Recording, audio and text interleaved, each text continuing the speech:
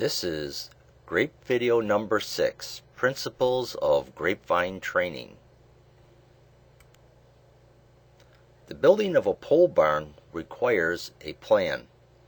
If there isn't a plan, we won't know where to put the poles that will hold up the barn. We won't know how to build the walls and put the roof on the barn, or how to plan details like the heating and plumbing systems.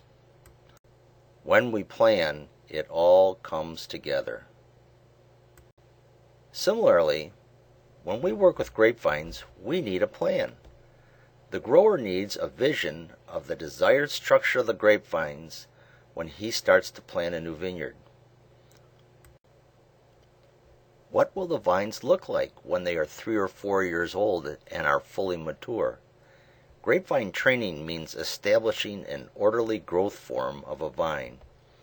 When we have a vision of this form, it guides the task of pruning, whether that pruning be done manually or mechanically.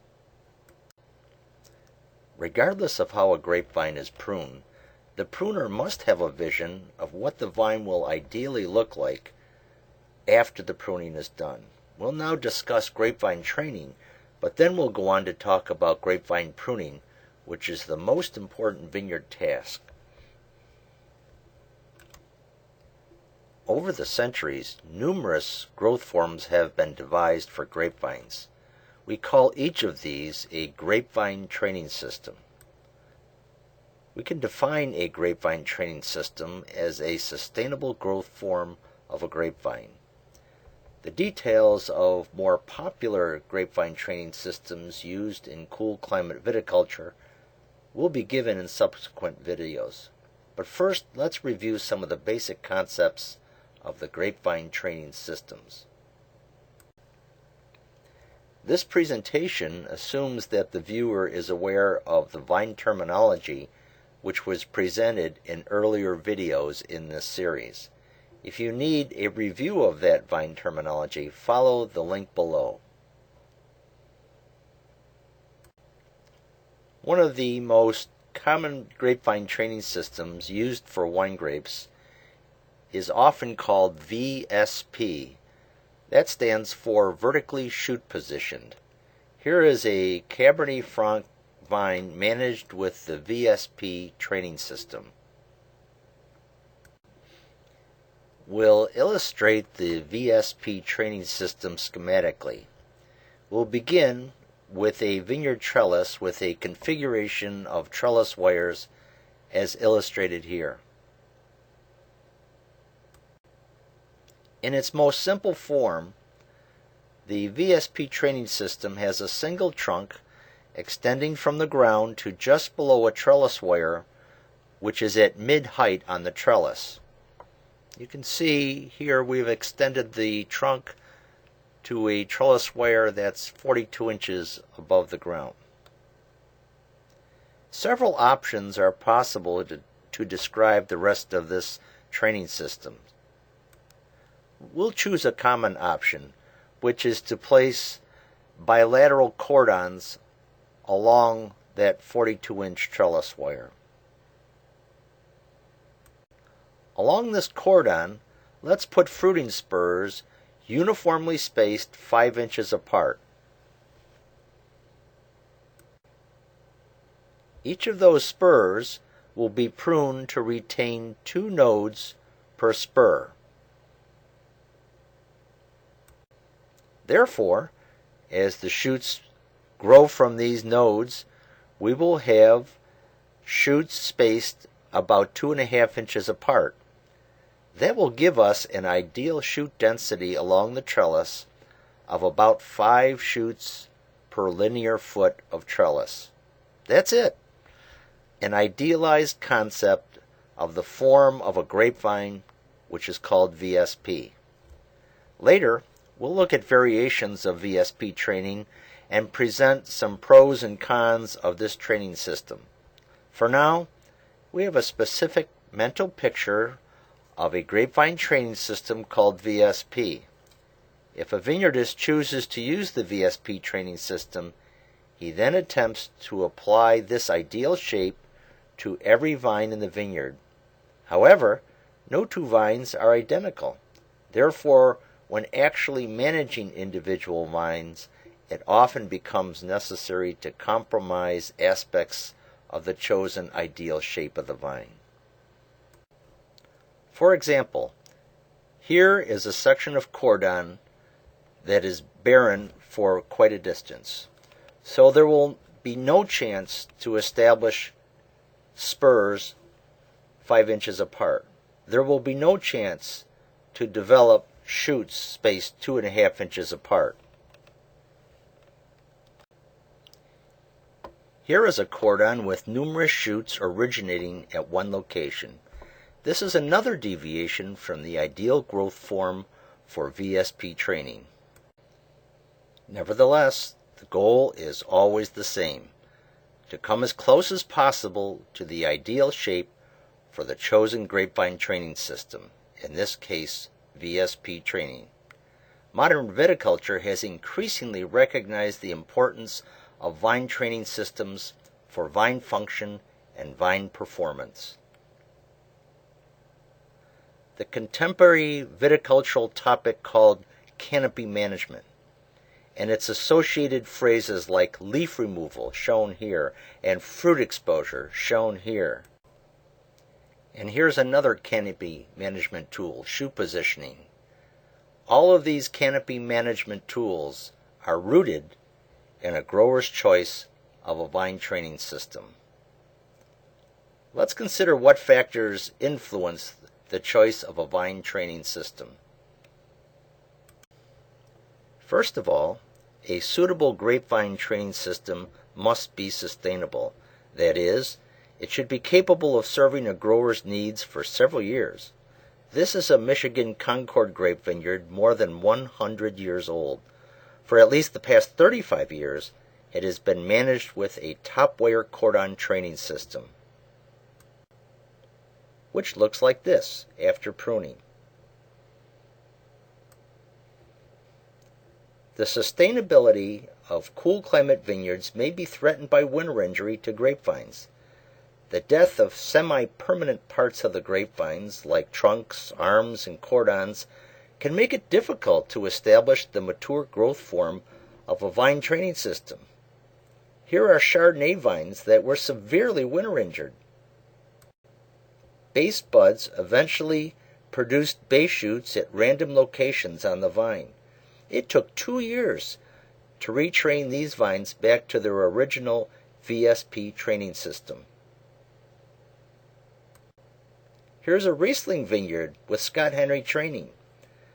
Almost all of the live shoots on these vines are those that were under a 16-inch snow cover. Once again, it will take 2 years to restructure the Scott Henry training system on these vines. If a vineyard experiences frequent winter injury, a training system which utilizes cordons may never be sustainable. If the grape variety being grown is hardy for the climate in which it's being grown, no problem. However, if the variety and vineyard site combination is vulnerable to frequent winter injury, then the winter injury factor should be considered when choosing a vine training system.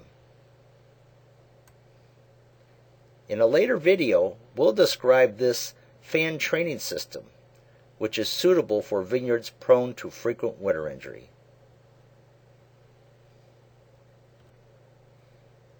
Here is an example of fan training in a Michigan vineyard.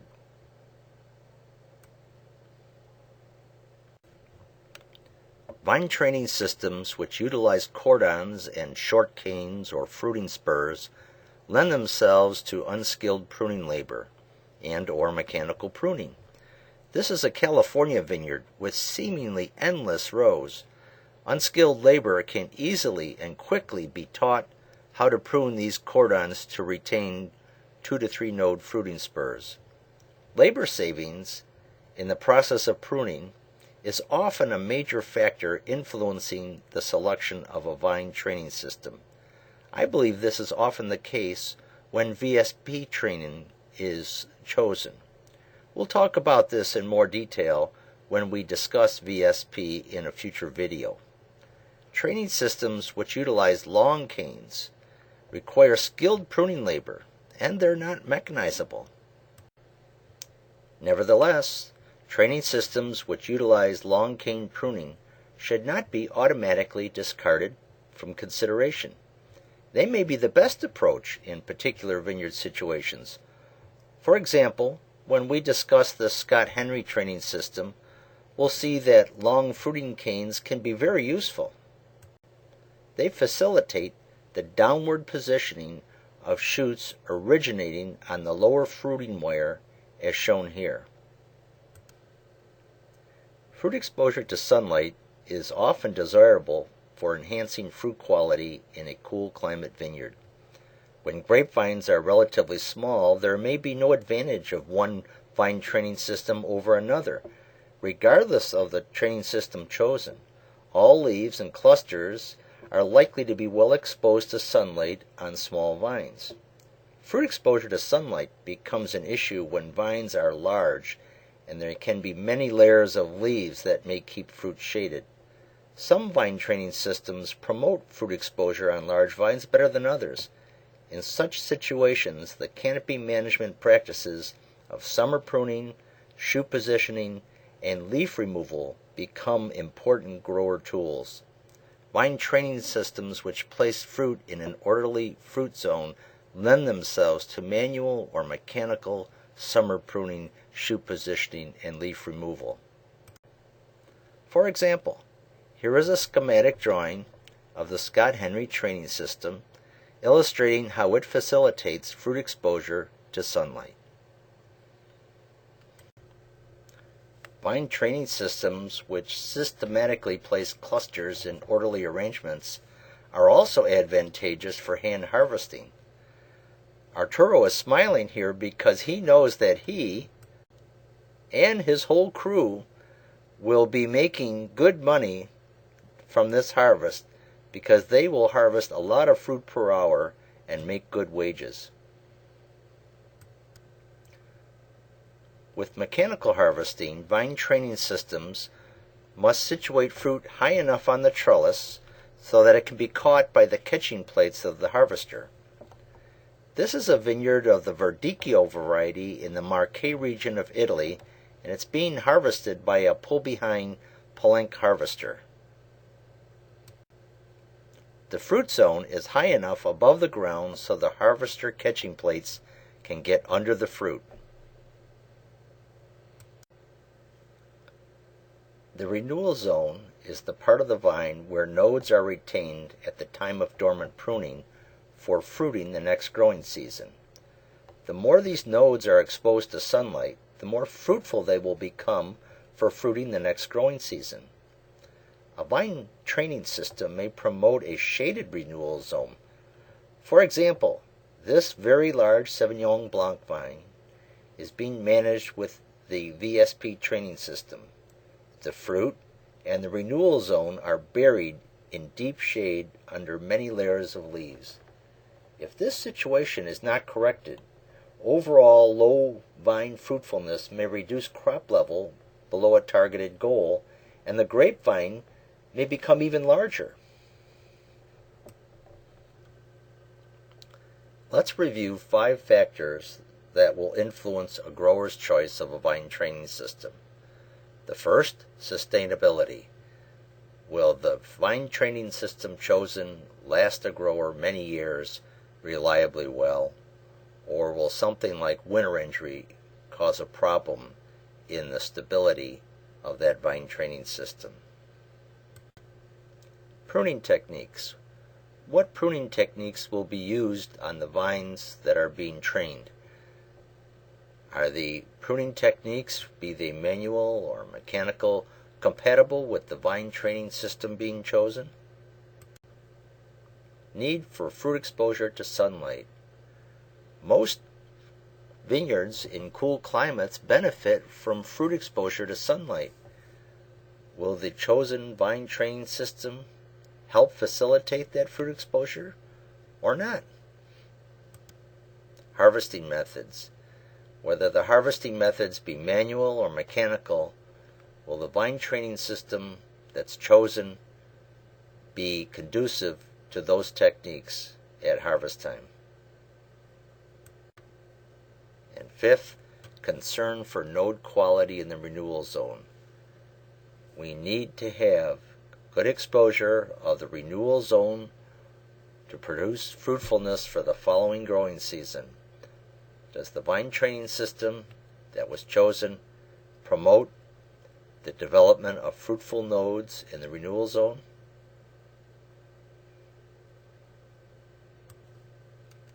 When a grower has chosen a vine training system and applied it to his or her vines for a few years, it may be time to look back and see if there are any deficiencies in the vineyard performance that can be related to the choice of the vine training system. The first of these is difficulty in establishing or maintaining the growth form of the vine training system. Are you always trying to establish the vine training system and never quite getting there? If so, that could be a warning sign. Poor fruit maturity. There can be several factors that influence poor fruit maturity. It can be overcropping, it can be nutritional, etc. But the choice of a vine training system can be one factor that contributes to poor fruit maturity. Poor fruiting capacity of the vine. Is there a problem getting adequate fruiting capacity of the vine so the vine is undercropped consistently? And if so, that may result in excessive vine growth. So you might have vines that are vegetatively large with poor fruiting capacity. This could be a sign of a grapevine training system deficiency. Dense vine canopies with deteriorating interior leaves could be yet one more sign that the grapevine training system chosen is not appropriate for the vineyard. Failure of a good pesticide spray program.